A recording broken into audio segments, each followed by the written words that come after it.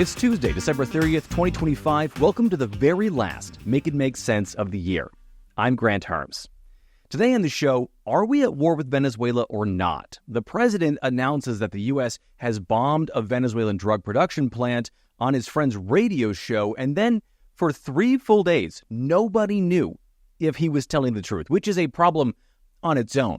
But when we did get some kind of confirmation, it means the U.S. has attacked another country, we think.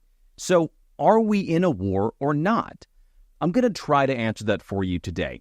But first, make sure you subscribe to the show wherever you get your podcasts. Leave a comment or a review. You can also sign up for the Make It Make Sense Substack for just $5 a month, or during the subscription drive right now, which is in its final hours, you can get an annual subscription for 20% off the monthly price. And making the most sense founding members, you get your price locked in for life. Subscribers get access to all the podcasts that you're already getting, but the weekly original reporting as well, the weekly Make It Make Sense wrap-up newsletter, Too Long Tuned Out, and the Things You Forgot from Civics Class newsletter, a breakdown of the basic civics lessons we either never learned about, didn't care about when we learned about them, or might be a little embarrassed to say that we forgot. This week's was all about what the role of religion is, and the idea that we have freedom from religion just as much as we have the freedom to express our religion. All of that is baked into what the framers wanted the United States to be. The subscription drive is only running until the end of the year. That means you have just 48 hours, actually less than that, left to get this deal. You can head to the links in the show notes to subscribe today. Okay, let's get on with the show.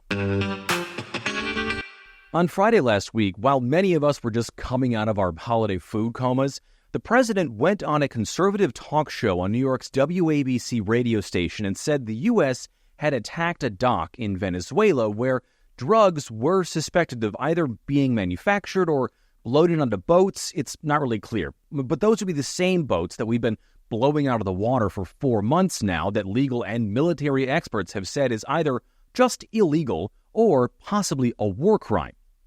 Here's the president. And we just talked out, I don't know if you read or you saw, they have a big plant or a big facility where they send where the ships come from. 2 nights ago, we knocked that out. So we hit them very hard. So read or saw, nobody had heard about this thing until Trump said it just then.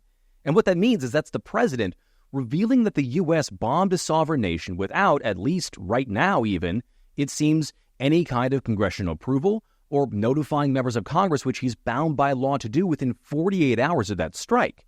And before you hop in the comments and say the law doesn't matter to Trump, maybe not, but it needs to matter to the rest of us. It's also worth pointing out here that until the president went on the air, that drone strike was previously, and maybe at that point still was, a classified mission. But the thing that I really think is worth talking about here is that if you listen to that interview, Trump is having a good time. He's on the phone with a buddy of his, a grocery store magnate and radio host, John Catsimatidis. The two came up together in New York in the 70s and 80s and have been friends for a very long time. The article about the call on WABC's own site says Trump just called Catsimatidis' personal cell during the broadcast. So Trump was obviously listening, which is kind of weird because he spent the holidays in Mar-a-Lago, about 1,200 miles away, but he is a creature of New York, and maybe this is just a show he tunes into every week because his friend's on it. I don't know. But anyway, he was just cutting it up on the air with his old pal and then just says this thing. And it makes me wonder, is this how Trump talks to his friends about other national security issues? Is he in the habit of either using the information normally reserved for the president and high-up officials to show off to his friends, or did he just lose himself in this particular conversation? And if this is the kind of thing he's willing to say publicly, what is he saying privately at, say, $1 million a plate dinner at Mar-a-Lago? I don't know. But those are questions worth thinking about here, regardless of how you feel about the U.S.'s ongoing campaign against Venezuela or alleged drug traffickers. Now, that gets us to the fallout from the actual strike itself, because Trump said that on December 26th, meaning the attack took place on Christmas Eve. And then, for a full 3 days, no one could confirm that a strike even happened. Not the Department of Defense, not the CIA, not even the White House. Venezuela didn't, and as I'm recording, still hasn't, released any official statement, or any statement at all for that matter, about an attack on an unnamed port. There was reporting about a fire at a chemical plant that reports from South America initially thought might have been caused by the missile strike, but the company is denying that, and no one in the U.S. is confirming it. But on Monday, while meeting with Israeli President Benjamin Netanyahu at Mar-a-Lago, Trump doubled down and then tripled down on the airstrikes, saying that he even talked to Venezuelan President Nicolas Maduro, which no one can prove. And he doesn't really sound all that convincing when he's talking about talking to Maduro. Follow up on Venezuela. Was the facility taken out by the U.S. military, or was it another entity like the CIA? It was well, I don't want to say that. I know exactly who it was, but I don't want to say who it was. But it was along the shore. Mr. President, have you or anyone in your administration talked to Maduro in recent days? Well, I spoke to him. Recently? Pretty recently. But nothing much comes of it. Yeah. Mr. President, can you explain the importance? You have to understand what he's done. They've sent billions of dollars of drugs in. But maybe just as bad, they've sent hundreds of thousands of people in from jails, from prisons, from mental institutions and insane asylums. The drug lords, the drug dealers were all sent into our country. So there still isn't any evidence that that last part is true. Trump has been saying it for years, and it's never been proven that Venezuela is just emptying out prisons and jails into the United States. Trump also goes on to say that drug smuggling by sea, which he says multiple times, is down 97%. That was and is something that I am not able to prove either, because there's nothing in any government data to suggest that what he's saying is true. And like I've said before on this show, even if it is true, targeting fentanyl trafficking in the Caribbean is a bad way to stop it. Trump's own DEA doesn't even have trafficking from Venezuela on its map of how fentanyl gets into the U.S. because it mostly comes from China straight to the Pacific coast or primarily up through Mexico. And if you look at the map of fentanyl seizures from the United Nations Office of Drug and Crime, fewer than 100 kilos of fentanyl were seized between 2022 and 2024. After the president said that, we finally got anonymously sourced confirmation from people within the CIA who first talked to CNN and then to the New York Times that a strike did take place, except it was on a dock or a port that no one can find without any witnesses. And no member of Congress has come forward who would have to have been told, like I said, within 48 hours of these strikes to say that they knew about it, and there's been no response from the country that was attacked. So again, did this thing even happen? I also know there are going to be people who are going to say, well, what's so different about this strike compared to the airstrikes in Syria or Nigeria last week? Is it really that big of a deal? One, yes. But also, second of all, the U.S. has an agreement with the Syrian government to carry out attacks on terror organizations. Third, that Christmas Day bombing that targeted alleged terrorists in Nigeria was done with the approval of the Nigerian president. And also, you can like or dislike those actions, too. It doesn't negate the fact that the president said the U.S. bombed a country it's at odds with, if it's even real. But what is real here is the DoD released video of the 30th airstrike on alleged drug boats in the Caribbean, making for the 107th person killed in the 4-month-long extrajudicial military campaign being carried out by the U.S.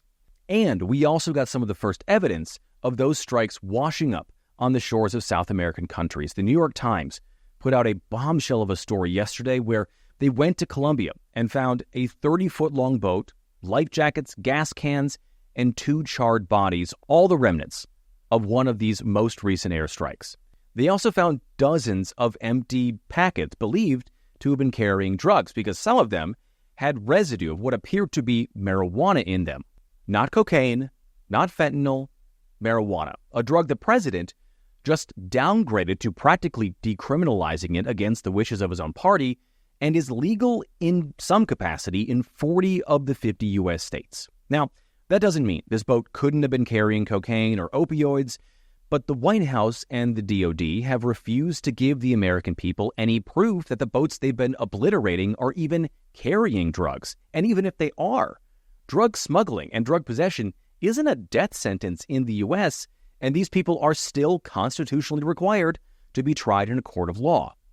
Now, the president has tried to get around that fact, or at least shield himself from any potential consequences of it, by doing three things. First, declaring the Venezuelan drug cartel Tren de Aragua a foreign terror organization, which most security experts say is pretty flimsy, but the president has the power to do that, so he did it.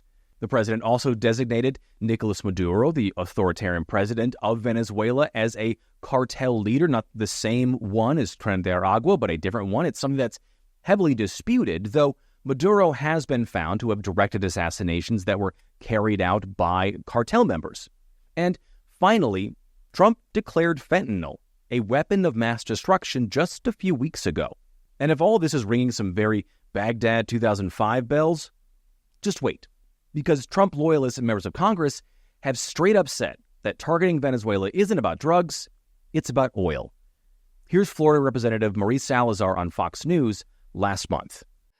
Venezuela, for the American oil companies, will be a field day because it will be more than $1 trillion in economic activity.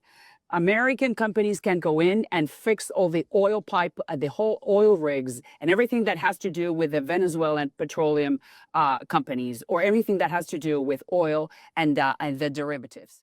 So what does that leave us with here? Well, the president, despite there being no proof of it ever happening, has declared that there was a first strike within the borders of another nation in a conflict over White House-determined WMDs based on almost no evidence of their existence, so the U.S. can potentially force a regime change in an oil-rich nation with designs to allow oil companies to remake the industry and make billions. We've been here before, and it doesn't end well. Congress doesn't get back into session until January 6th. That is a long way off in a fast-moving campaign that's happening right now in the Caribbean, but I have no doubt that when members of Congress come back, they're going to want some answers from either Trump, the White House, the CIA, the DOD, or all of them. All right, that's it for today's episode. Please rate and review the show on whatever podcast app you listen to it on. Like and subscribe if you're a watcher on YouTube. Sign up for the Make It Make Sense Substack. That subscription drive is happening until midnight tomorrow night at the very end of 2025. And as always, share the show on social media. It's Mims News Pod. That's MIMS News Pod, all one word on every platform. I am at Grant Herms on Twitter and Blue Sky, and at Grant_Herms on everything else. Thank you so much for listening today. I'm Grant Herms. Happy New Year, and I'll talk to you on Thursday.